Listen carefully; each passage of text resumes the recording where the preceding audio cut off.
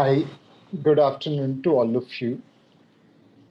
Uh, Let me just talk 5-10 minutes about how we see economy, how we see market, and then I would like to open up for question answer.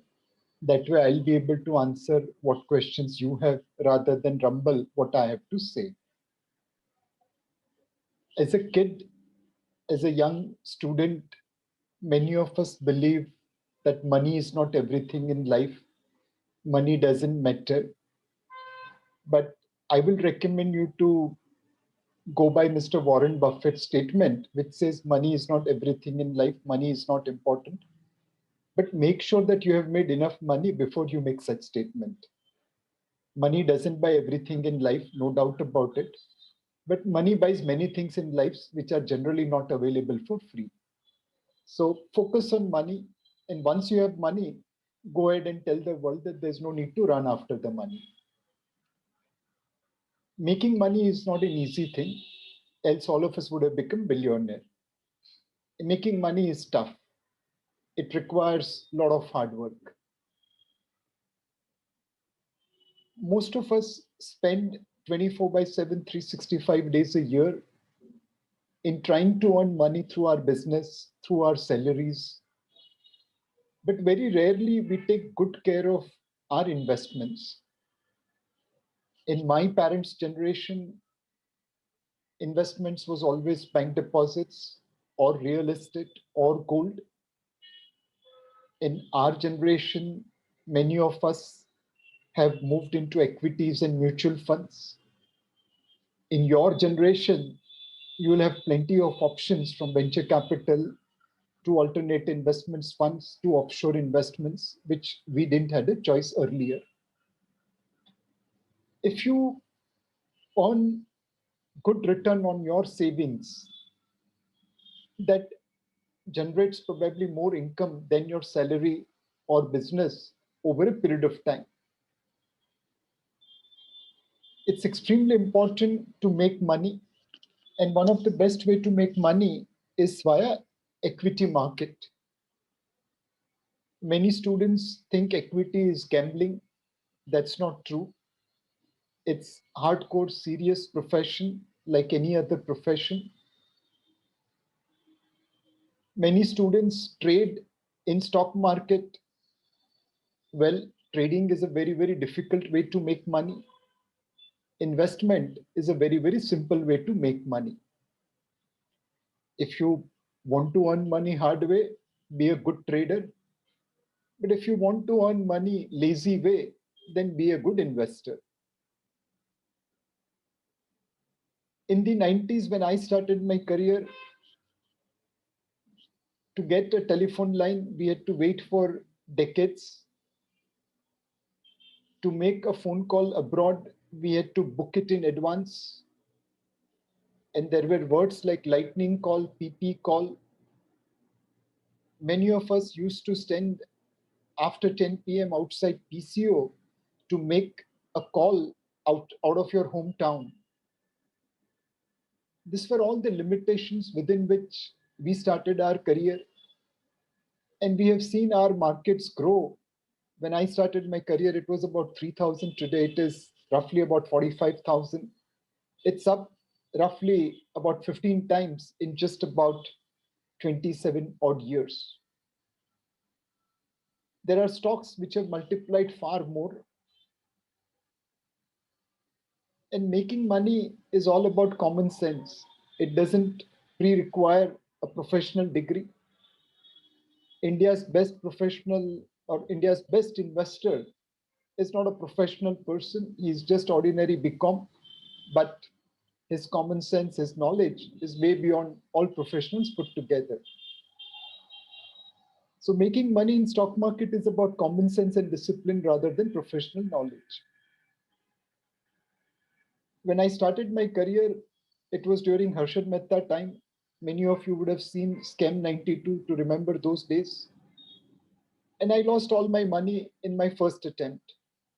The bear market, which started after Harshad Mehta's boom, destroyed all my capital. I had gone to someone over that period to get advice about how to make money, how to become a good investor. And some of his advice have stayed with me. He said, on Dalal Street, we do Diwali Pujan or Lakshmi Mata's Pujan only once in a year on the Diwali day. But to make money in Dalal Street, you have to do Pujan of Saraswati Mata every day. You need to be knowledgeable, you need to be informed in order to make money. The second thing he suggested was that, like there is full moon and new moon, like there is Poonam and Amas, there will be Teji and Mandi in market. When it's absolutely dark, always remember that there will be full moon. When it's absolute Teji, always remember that there will be Mandi. Market's nature will be to go up and down, to swing between fear and greed, to swing between bull and bear. You can't avoid that. If you want to be in market, you have to live with that. He also mentioned, and most of these sermons used to happen when we were standing outside on Dalal Street near a tea stall. So we'll always say that you don't take kachra home. You keep it on the street only. So in investments, why do you take kachra home? Just take quality home. He also used to say that when Batata shares starts trading above Tata shares, that means you have to quit the market. That means markets have become greedy. That means markets have become expensive. These were earthy wisdom, but they made a profound impact on me to become a successful fund manager. In the momentum market, low quality stocks will start trading at a higher valuation than high quality stocks, giving you the first red signal that this is time to move out of the market or take your profit out of the market. When you're making investments, you have to invest in businesses which you understand, which are real businesses, and which will create value.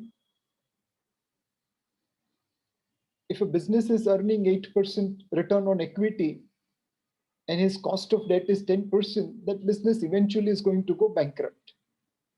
But if a business is earning 10% and his cost of capital is 8%, that business will eventually make money for investor. Such simple things, but many a times investor misses that and ends up losing his capital in the market. If you look at stock market, it has created as many successful investors as stupendous failures. But eventually, if you are investing on a longer term basis, on a regular basis, you will be able to participate in the upside of the market. And that upside will be substantially higher than many other asset classes that will that will give you financial freedom, that will free you from 9 to 5 jobs, or need to work 24/7 for your business. The amount of effort you put in your salary, in your job, in your business, try to take similar effort on your investment sides and get your financial independence. So net, if I have to summarize, give due importance to money, don't ignore it. Be a wise investor, be a long-term investor, be a regular investor, and get financial freedom through wise investing. With this, I'll end my talk and happy to answer your questions. Thank you so much, sir, for your talk. Now, we'll just open the Q&A session. So in case you have questions, you can put it in the chat box and we'll take. We also have another session going on side by side on Microsoft Teams. So I'll also get your questions on my phone. Okay, so what do you think about the recent GameStop fiasco which is happening in the US, where some Redditors put a hedge fund nearly out of business? So it's a good lesson for everyone. First, it's a lesson for institutional investors that when you're shorting a company, you have to short it in a limit and you have to keep it confidential. What I have read, apparently hedge funds shorted 5 times the outstanding shares of GameStop. Now, if outstanding shares are 100 and you end up selling 500, you are inviting trouble. Hmm.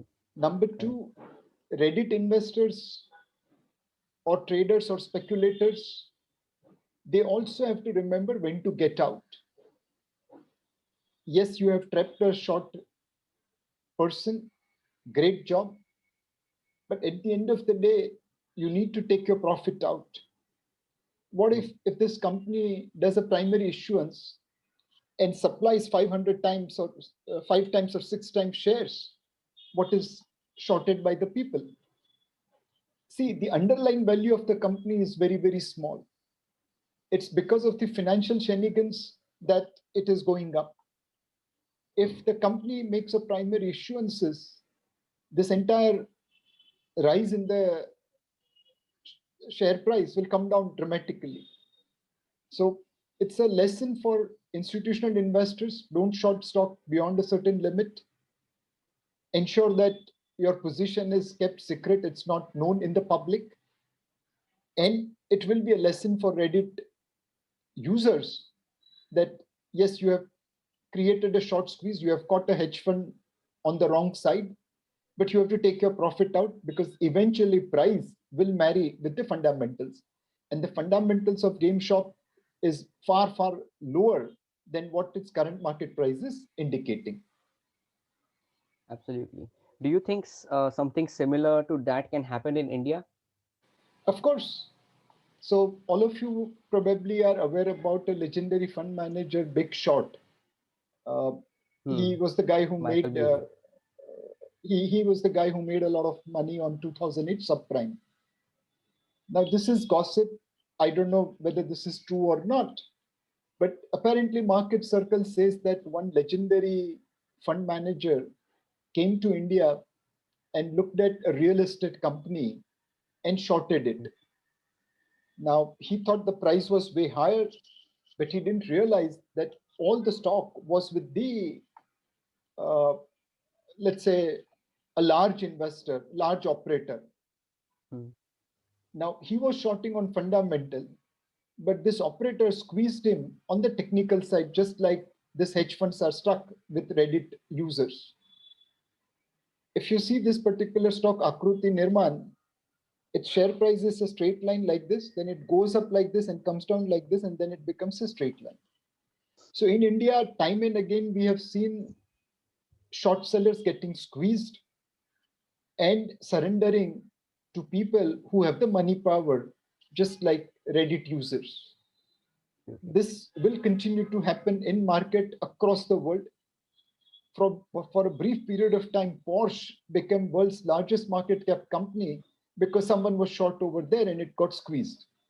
Now, that doesn't make Porsche valuable company. It just shows that on technicals, markets can rise beyond fundamentals for a short period of time.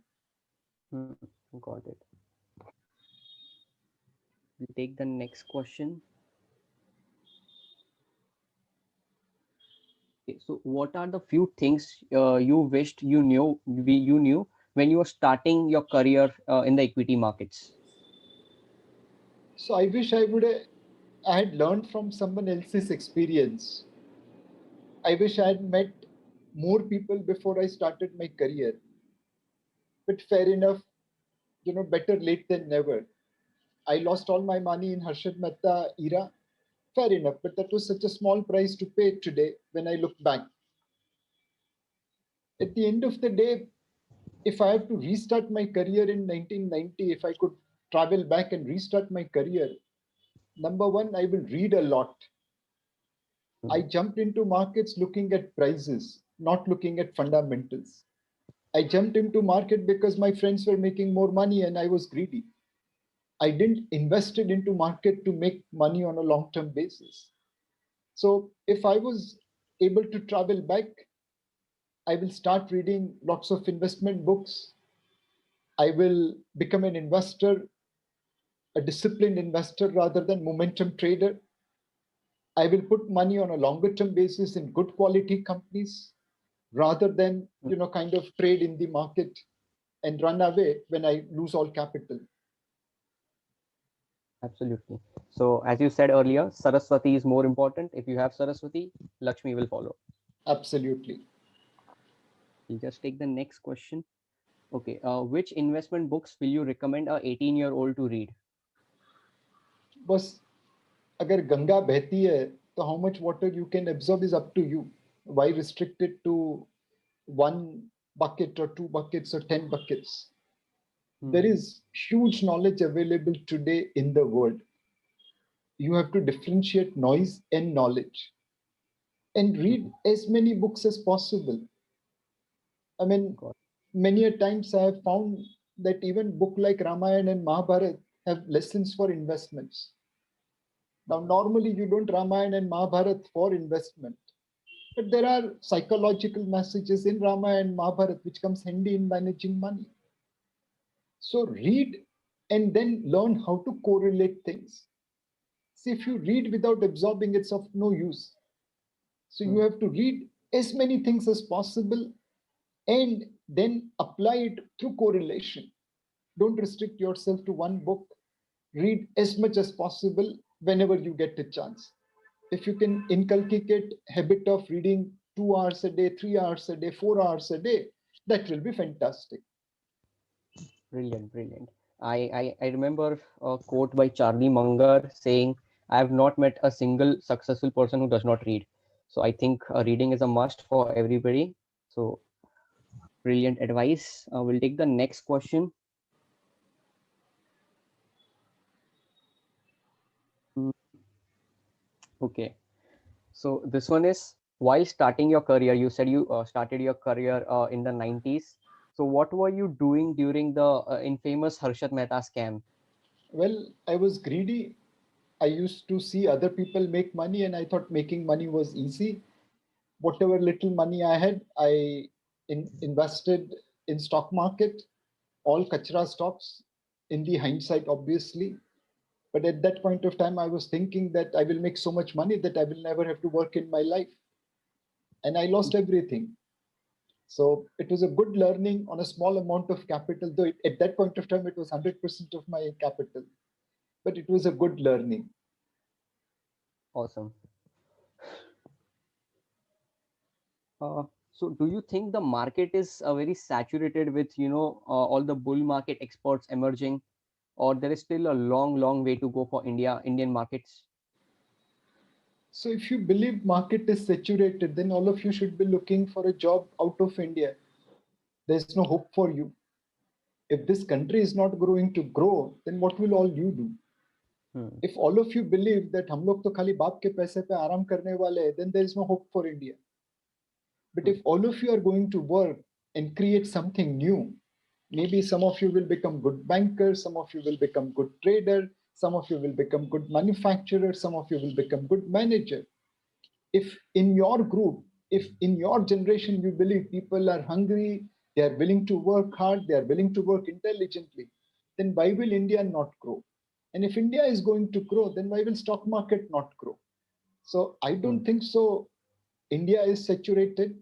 We have a long journey. We are a $3 trillion economy. We will become 5 trillion, 10 trillion, $15 trillion economy over a period of time. When I started my career, we were $200 billion economy. Today, we are roughly 15 times higher at $3 trillion economy. When I started my career, it was about 3,000 Sensex. Today, it is 15 times higher at 45,000. So growth in economy, by and large, has been reflected into growth in market cap.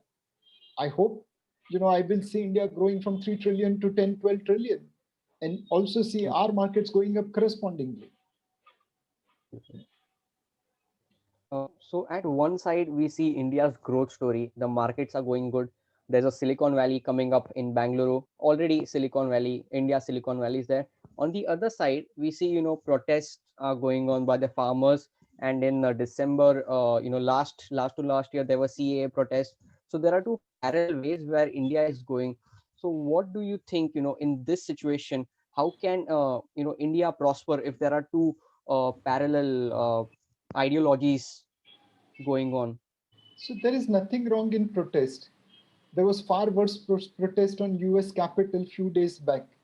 Now, will that deter you from going to America? No. See, we are 136 crore people. They can't be working in the same line. They can't be walking in the same line. They can't be thinking in the same line. We are a democracy where people will protest, where people will, argue against each other, where there will be debate. But that doesn't stop a nation from growing. So democracy is good. It allows team to go out. It allows open debate. It allows discussion. It creates flexibility where views will be merged for movement forward. So don't get despaired by what media is showing. At the end of the day, how many farmers are protesting? Let's say 10 lakh farmers. That also looks like a very large number. But 10 lakh farmers, how many farmers are there in India? And what is percentage of 10 lakh? So if we assume probably 50 crore farmers in India, 10 lakh on 50 crore, just calculate the percentage. You won't be able to calculate it on a calculator. I got your point, what you're saying. So all this which is happening is temporary and cannot dent India's growth story. Is that what we can conclude? So ultimately, it will depend upon us as a society. If we are creating a society which provides growth to everyone, which provides opportunity to everyone, then why will there be protest? The protest will be there on an issue basis, and our democracy is mature to manage those issues. Yes, that democracy has also created a little bit of speed breaker on our growth because we take a lot of time before we decide and move. But fair enough, that's the part and parcel of democracy. We are not like China, where if there is a protest, they'll move tanks over the people, like it happened in Tiananmen Square. But do you want to live in a country like that? It will progress much faster. But then, if you're on the wrong side, tanks will be running on you. See, every country has their flaws and their advantages. We have our advantages, we have our flaws. If all the young students understand that limitation and start working towards improving the country, we will continue to grow. In your college, if a professor is giving lecture, I'm sure there will be arguments. You will be asking him questions, you will be debating with him. Now that's part and parcel of growing up. So debate, disputes, protest, they are all vital signs that the democracy is functioning. Got it. Awesome answer. We'll look for another question.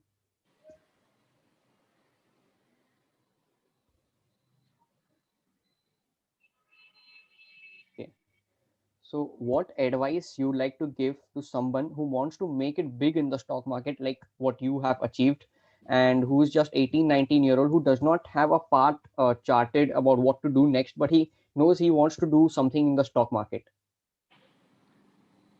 So my advice will be never aim for becoming big in the stock market. That is a wrong goal to have. Whether you want to become big in terms of money, big in terms of reputation, big in terms of success, those are all wrong goals. There will be always someone who will be better than you in stock market in making money.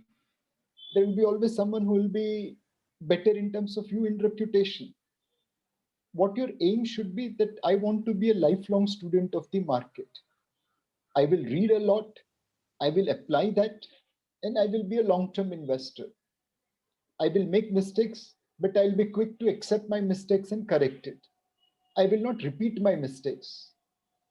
First mistake is permitted by God. Second is a crime. So if you follow with these objectives, eventually success will come. Whether it comes early, late, that depends upon your luck also. But be a student of the market, read a lot, apply those readings, make mistakes on a smaller basis and don't repeat them.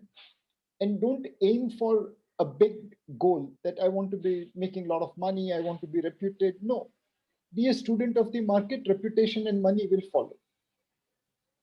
Awesome, brilliant answer. So even today, are you still a student of the market?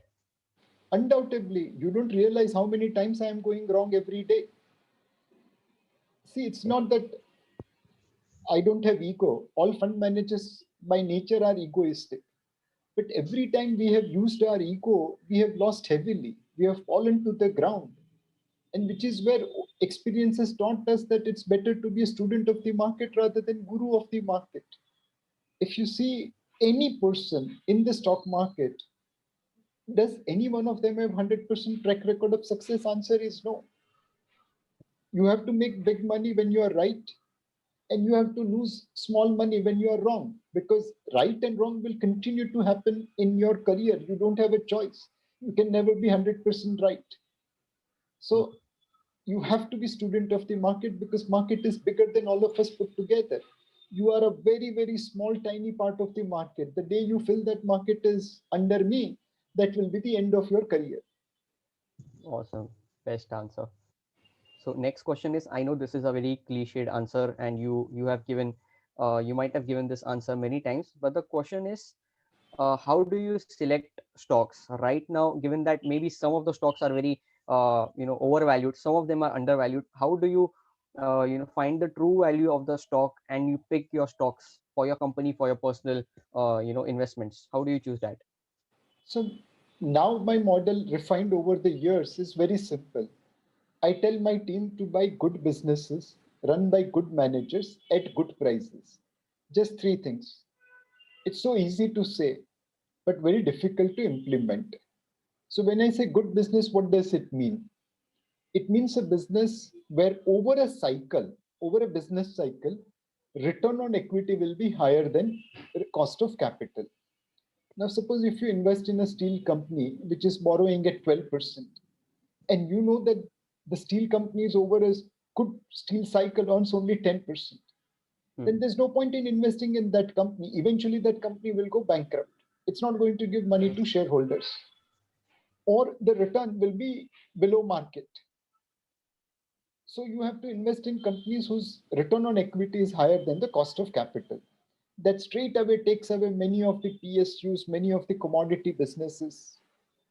Then you have to invest with good managers.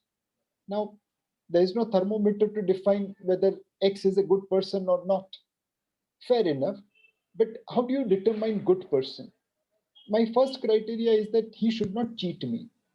Hmm. See, I can be with the best businessman, but if he's going to cheat me, he will make more money and I will not make money. So, does this group have focus on corporate governance? How have they treated minority shareholders? How have they run businesses? Do they run for themselves? Do they siphon off money? So, first and the most important criteria is to invest with those businessmen who will not cheat on you. The second thing is that even if you get a very good guy who will not cheat, but he has to be a businessman, he has to be a good businessman. Now, how do you determine a good businessman? So, one, he should have a vision. He or she should have a vision. And second, they should have execution capability. If you don't have any vision about your business, how will you grow? So I'll give you a very small example. Asian Paints was a small company, and it was founded well before independence, around Second World War. So when it was expanding, the vision of the promoter was that wherever we travel in India on the railway route, at every place, we don't have to stay in a hotel. We should be able to walk into our dealer's home and stay there. Now, very very simple logical thing that was, कोई भी railway station पे अपने को hotel उतर गए तो hotel में नहीं जाने का, अपने डीलर में जाने का. Now the entire organization went on setting up distribution base wherever Indian Railway was growing. They became a pan India player. The whole organization was clear that we have to have distribution in every city, every town, every place. This is the vision. Those small visions make a big difference. For example, if we look at a very successful company like, let's say, Infosys, now what was the vision of that promoters? They simply wanted to capture Y2K business initially, and from Y2K they kept on improving one step at a time. Hmm. That is the vision which got converted into action. So you want to invest in promoters, businessmen who are dreaming big, who have audacious targets, and who are executing it well. Hmm. Then finally comes good price. What is a good price? So obviously you want to buy things cheap, but then market is not kind enough to give you things cheap. So Hmm. effectively, you have to buy things at a price where your growth expectation, your expectation of growth is higher than what market is pricing it. So mathematically Hmm. speaking, let's say today there is a company which is available at 70p. Now, why is market giving 70p? There are multiple factors into it, but if we dilute to just one factor, let's say it's assuming 25% earnings growth, and that's why 70p is given. Now, if you Hmm. believe this company will grow at 30%, then it's a buy at 70p also. If you believe this company will grow at 20% and not at 25%, which is discounted by the market, then it's not a good buy. Then wait till the market expectation comes down to 15, 18, 20%. So effectively, try to declutter everything, buy good businesses, return on equity higher than cost of capital over business cycle, good managers, no cheating with you, have good vision, have good execution capability, and a price at which your earnings growth will be higher than discounted by the market.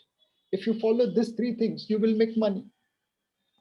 Awesome, awesome advice. And I must say, the vision of Mr. Champaklal Choksi while starting Asian Paints, even after 60 years, Asian Paints is not stopping. I read this while before going during the COVID time in the lockdown, they had a market share of 55%. And now after COVID, their market share is 60%. So even during tough times, they're not stopping. So Asian Paints is an excellent example of wealth creators for its minority shareholders, especially. We'll take another question.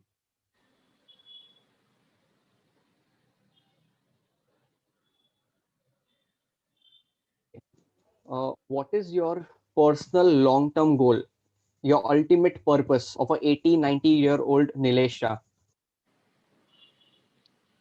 So, see, there is Maslow's law of hierarchy. Hmm. At the early age, you need your comforts, then luxury, and then you move towards higher needs.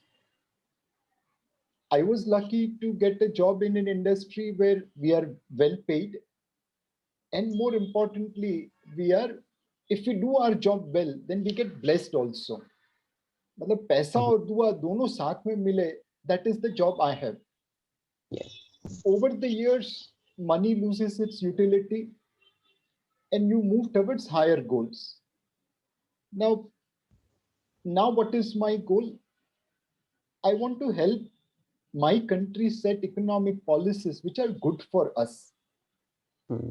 Many a times I have seen that our policies are influenced by Western world, and those policies are good for them, not necessarily good for us.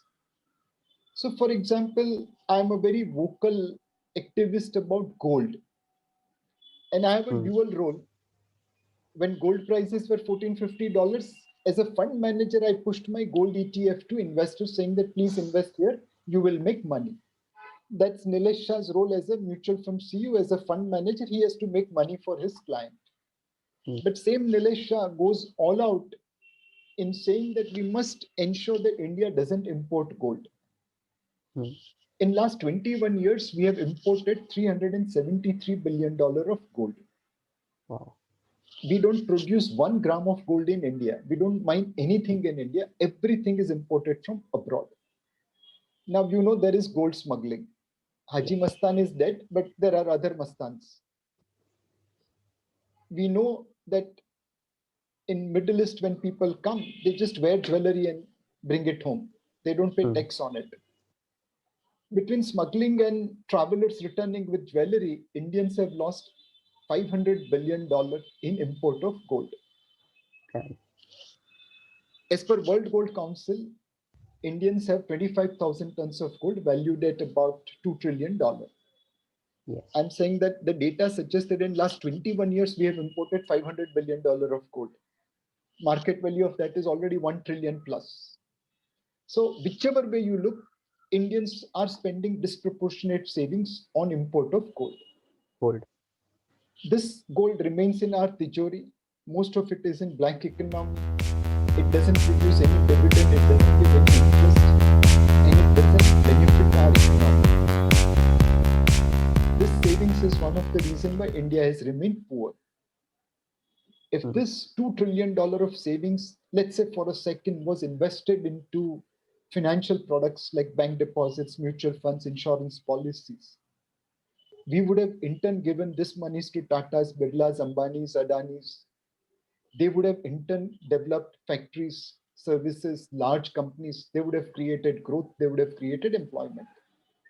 This $2 trillion of gold has deprived India of schools, colleges, hospitals, roads, ports, electricity, airports. Imagine with $2 trillion what we could have done. Now, as Indian, as a concerned citizen, as someone from financial market, it is my job to go and tell everyone that when you're importing gold, you are not only destroying, your own wealth, but also your country's future. Now, how do we educate people, empower people that you have enough gold already? And maybe gold prices are high because we are buying. The day we come to sell, we will realize what is the value of gold. So, as a concerned citizen, as a financial market participants, I would like to convince my policymakers how to deepen our market, how to follow policies which will suit our requirement, which will help India grow faster, which will help India become 5 trillion, $10 trillion economy earlier rather than later. Love the answer. Love the lucid explanation.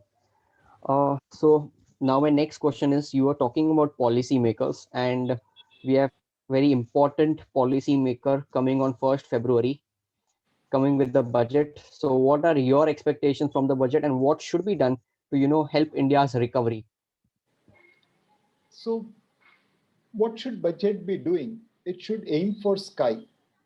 It should lay the foundation so that India grows in double digit beyond FY22. FY22, because of lower base, we will grow in double digit. But I want India to grow double digit in 23 and 24 and 25 and beyond. And for that, you have to lay foundation today. So what do you have to do? You have to raise resources, because unless until we spend money, we can't create growth. But to spend money, you can't be mortgaging my kids' future. You have to generate resources without raising taxes, without borrowing. At 43% income tax rate, there's no point in raising tax. It's already high. And higher taxes only results into black economy. It doesn't result into higher tax collection. So raise resources, but don't raise taxes. COVID-19 has hurt many industry, retailing, hotel, tourism, travel. All these industries need support. Small and medium businesses are suffering. Provide them support with the money which you have raised from resource raising, and maintain a path of fiscal prudence. All over the world, countries are spending money out of trouble. They are spending more money than they are earning by borrowing, and hence their fiscal deficit is high. We are the only country which is likely to reduce fiscal deficit if it thinks innovatively.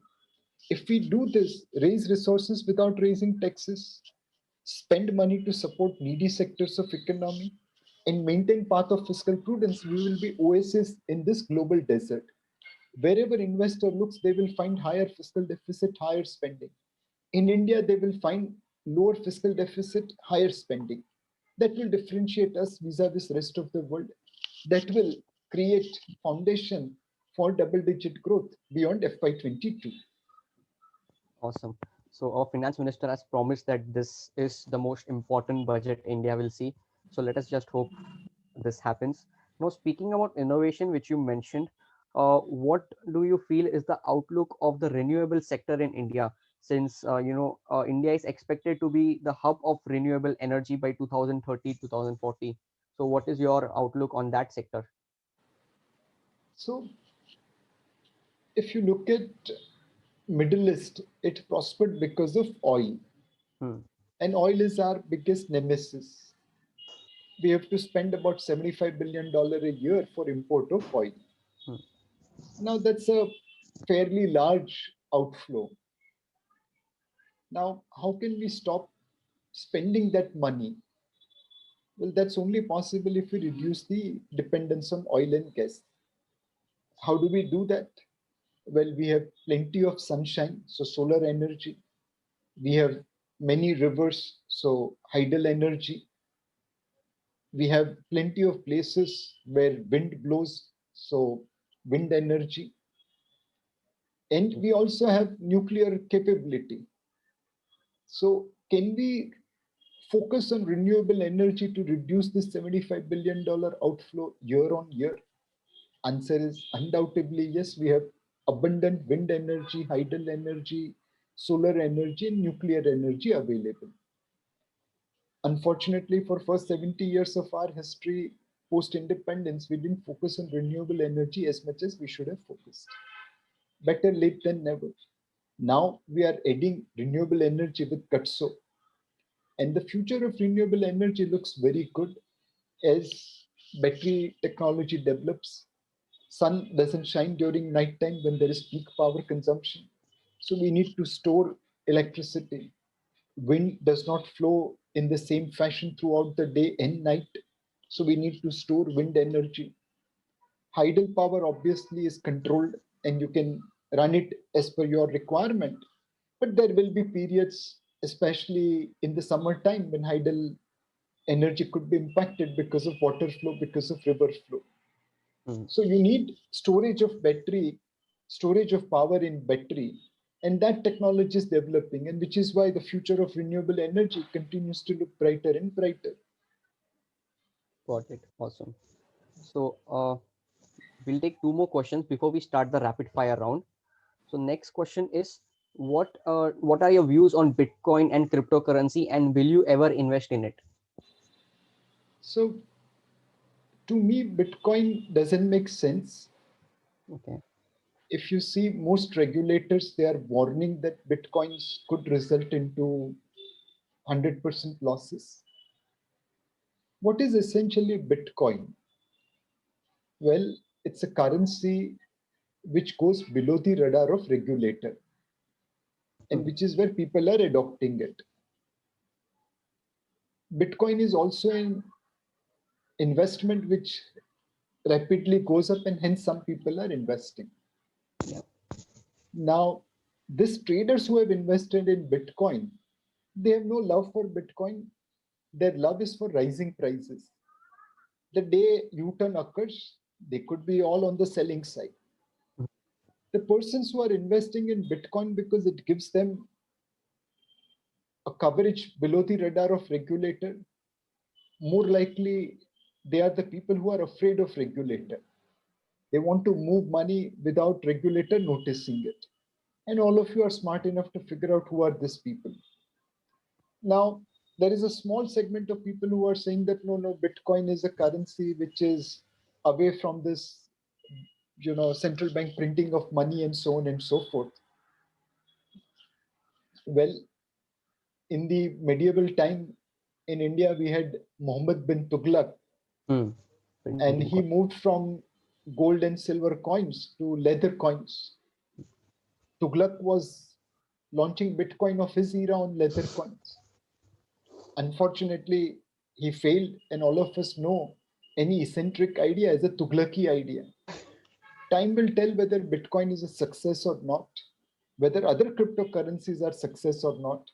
But if you are investing in Bitcoin, please be sure that this is high risk, high return investment. A lot Hmm. of people are trading in Bitcoin for momentum. They are buyer today because they believe tomorrow price will go up. If they believe that tomorrow price will drop, they'll all become seller. Perfect answer. We'll take one last question before we move to the rapid fire round. Okay, so there's a question. What's your take on special purpose acquisition companies with respect to India? So, I'll give you a small example about how Indian broking industry works vis-a-vis US broking industry. So in India, when you trade, broker is an intermediary. In US, broker is many a times a principal. Hmm. Broker can retain your shares, broker can retain your money in US, but that's not possible in India. The money and the shares has to go back to the client account, which is you and me. Now, we have leapfrogged US in terms of financial sector in many parts. In many parts, US is way ahead of India, but in many parts, we are way ahead of US.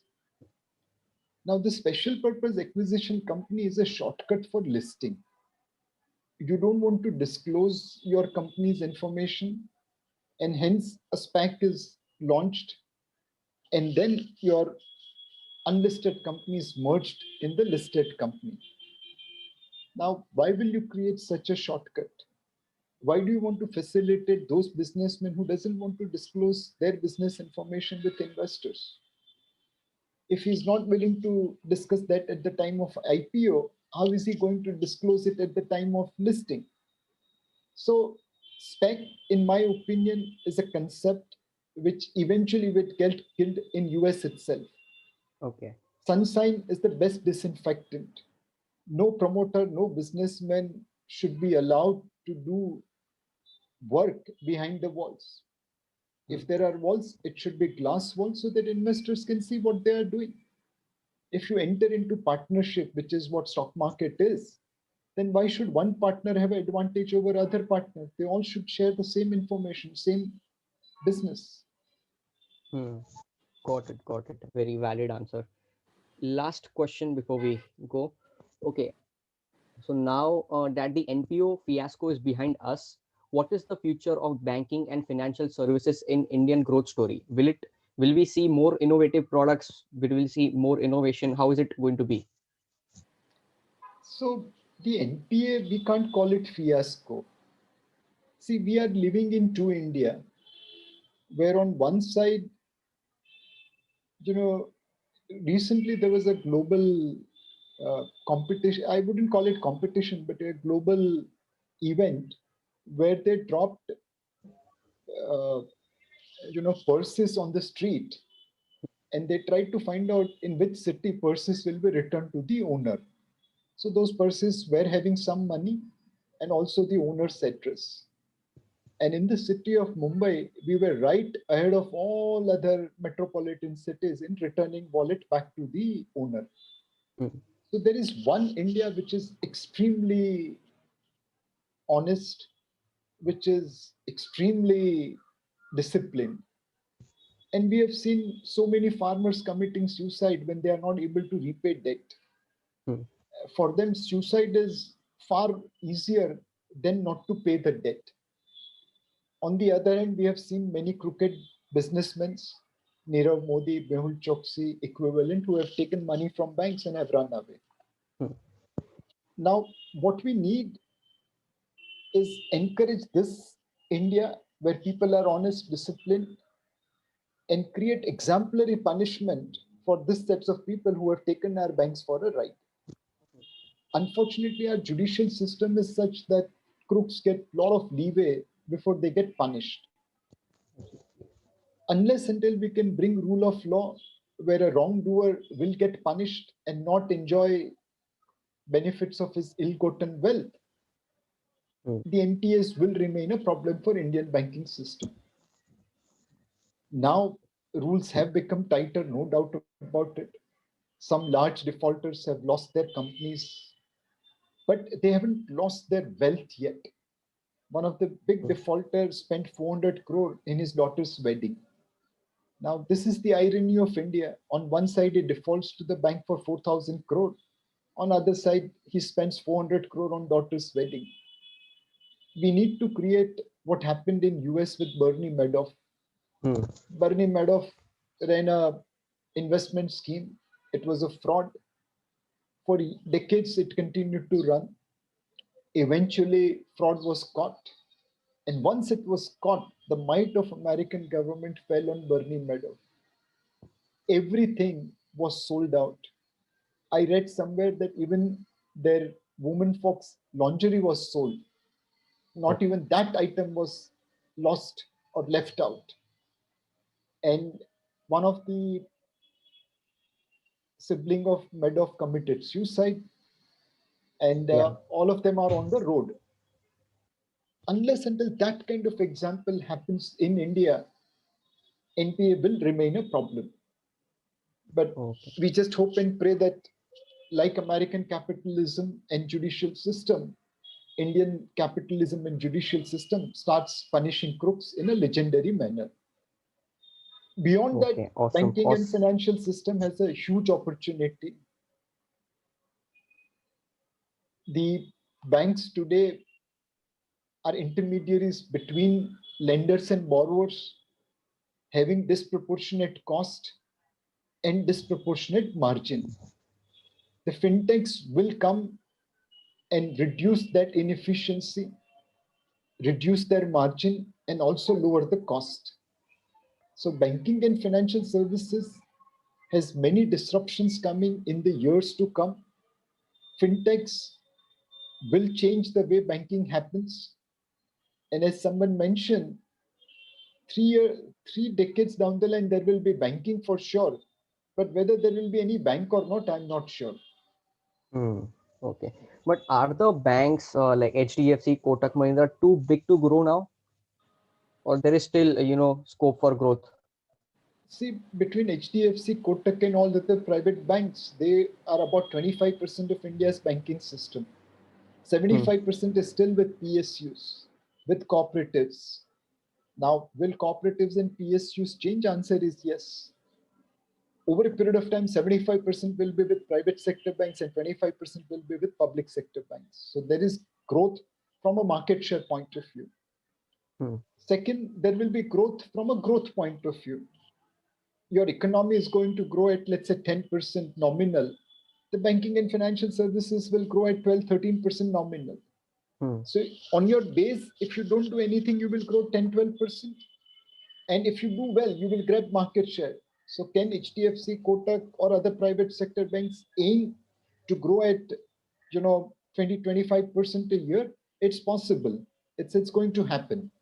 But their competition is not PSU banks. Their competition is fintechs. Will the Yeah. fintechs allow these banks to grow? Hmm. Awesome. Awesome answers. So I think we can start with the rapid fire session now. So in this, you have to say the first thing which comes to your mind when I say the following things, following words. India, Growth, Narendra Modi, decisive leadership, Kotak Mahindra, honesty, stock market. way to make money, Okay. Harshad Mehta. the big bull, Okay. Rakesh Jhunjhunwala, ace investor, Radhakishan Damani. great human being, the most humble human being I have met. Okay. Amazing. So now you have to choose either this or that. Choose between time in the market or timing the market. Time in the market always. Okay. Fundamental analysis or technical analysis. Fundamental analysis always. Okay. Warren Buffett or Bill Ackman. Don't stop with either of them. Go far beyond. If you have Buffett, get Munger also. If you have Bill Ackman, get someone else also. Okay. But if you had to choose one foreign investor, who would you choose as your mentor or your partner or your friend? Again, I will not restrict myself to one guy. One guy does not have monopoly on ideas, thoughts. It's always amalgamation of many thoughts, many ideas. Why should you restrict yourself to one source when you have multiple choices? Okay. Awesome. Okay. Which was worse, the 2008 crisis or 2020 crisis? 2008 was far worse. 2020 was a cakewalk. Okay. So I know you like cricket as well. So if you had to choose between the capital markets, the stock market, or cricket, what would you choose? Well, I have no option but to choose capital market because I can't be a good cricketer. I can only be a good watcher. Okay. Okay. So now you have to answer in one word or in 10 words. Third, your favorite book. My favorite book is Mahabharata. Mahabharat. Okay. One personality trait in a person which automatically attracts you. Humbleness. Humbleness. Okay. If you were not in the stock market, you would have been dash. I would have been probably an accountant. Accountant. Okay, yeah, I'm because a you're chartered chartered accountant, accountant. Okay. so that's my natural. Your biggest life lesson from your guru. So there are many things, but the most important thing I have read and remembered, you have to do Lakshmi Mata Pujan only once on Diwali day. But to make money, you have to do Pujan of Saraswati Mata every day. So I will always seek knowledge and Saraswati Mata every day. Okay. If you were to write a book, what would be its title? So I would like to write many books. One will be towards policy making for benefit of India. One would be to educate investors and people about financial discipline, about financial knowledge. Someday I hope I will be able to write my equivalent of Scam 92, my experience in stock market, what I have seen, what I have learned. So there are multiple books in my reservoir, but I need to get time to write them. Okay. One thing you have learned from each of the following personalities.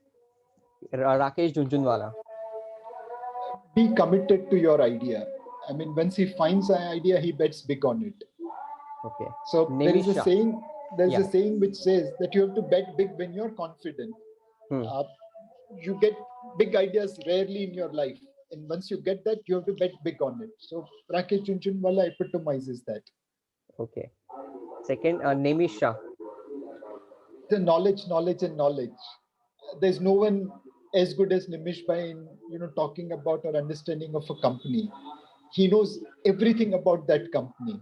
So you have to be at par with him in terms of knowledge if you want to be good in fund management.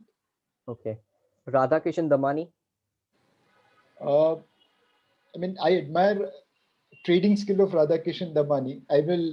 I don't have even 0.01% of his trading skill, but I see him trading in and out, and he's fantastic at that. It's a God's gift to him. Okay. Mr. Vijay Kedia. I mean, now I admire his singing. The way he sings is unbelievable. I mean, see, Yes. there will be many investors, but neither Rakesh Bhai nor Nimesh Bhai nor Radhakishan Damani can sing like Vijay Kedia. That's his unique trait. Okay. And Harshad Mehta. Uh, I mean, when you watch Scam 92, you have sympathy for him. And to me, he represents the need for discipline. Okay. When you are doing business or when you are doing a job, there's something which is called compliance with law. And then Yes. there's something which is called compliance by ethics. When I joined Kotak Mahindra Group, I went to Uday Kotak and asked him, how do you expect me to do the business? So he said, Nilesh, in life, there are four quotients. One is Ram quotient, Bhagwan Ram quotient. So if you see entire Ramayana, Ram is Maryada Purushottam. His goals are always noble, and his way to achieve those goals are also noble. He wouldn't mind leaving Sita Mata because as Raja Ram, he had to listen to his Praja. The second one is Krishna quotient. Now, if you see Krishna, his goals are always noble, but to achieve that goals, he is willing to compromise on means. So, to win Mahabharata, you have to kill Bhishma, you have to kill Karna, you have to kill Guru Dron. Now, he took all means at his disposal to kill them. So, goals are good, but means sometimes are compromised. The third quotient is Duryodhan quotient. Duryodhan's objectives are always bad, but his means are proper. He was a good king, and which is where he got more support than Pandavas, including Pandavas' relatives who were supporting him in the war. When he was fighting for his life, he didn't hit Bhimsen on his thighs below his belt, but Bhimsen did hit him. So that is Duryodhan. Goals always wrong, but means extremely pure. Exactly. And finally, there is Ravan quotient, where objectives and means both are wrong. As a king, he should have never looked at someone else's wife. He doesn't care, and he has no shame in going in disguise and kidnapping Sita Mata.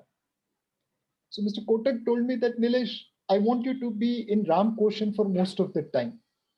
But we are in Kalyug, we are in business. So sometimes if you move into Krishna quotient, it is fine. But it is occasionally rare, not regularly. I never ever want you to venture into Duryodhan quotient or into Ravan quotient. Try to be like Ram, where your goals are fine, your means to achieve them are fine. Occasionally, to achieve noble goals, if you have to compromise on your means, so be it. If you look at Harshad Mehta, he was probably like somewhere between Duryodhan and Krishna. If he was between Ram and Krishna, we would not have seen Scam 90 to the way we are seeing. Yes, perfect. I think this is a brilliant piece of advice by Mr. Kotak, and everybody should follow it in this meet. Okay, so if you have 2 hours to spend and you can bring 5 people to have a conversation with, dead or alive or from any other country, investor, political leader, a musician, anybody, you have 2 hours to converse with them. Who would you bring? Who are the 5 people? So I will bring my wife, my 2 daughters, my dog, and my friend. See, at the end of the day, you want to spend time with your family. I mean, I have great respect for many spiritual, political leaders, but at the end of the day, I want to spend time with my family, not with them. Family is far more important than everything else. That is a very lovely answer.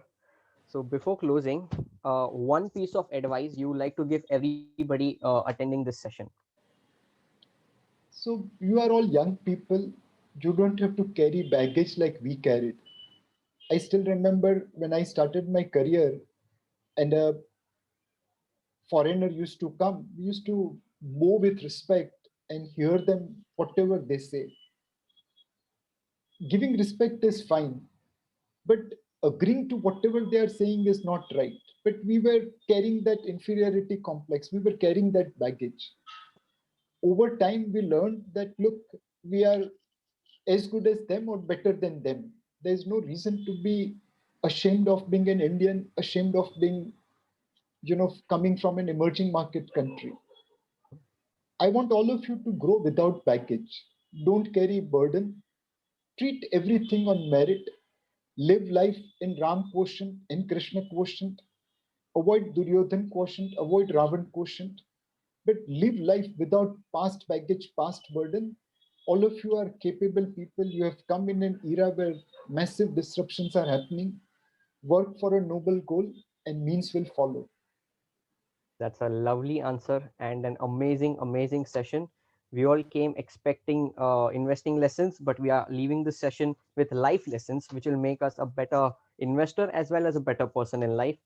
Thank you so much, Nilesh sir, for joining us today for this very insightful session. Thank you so much once again. Thank you. All the best. Thank you so much, sir.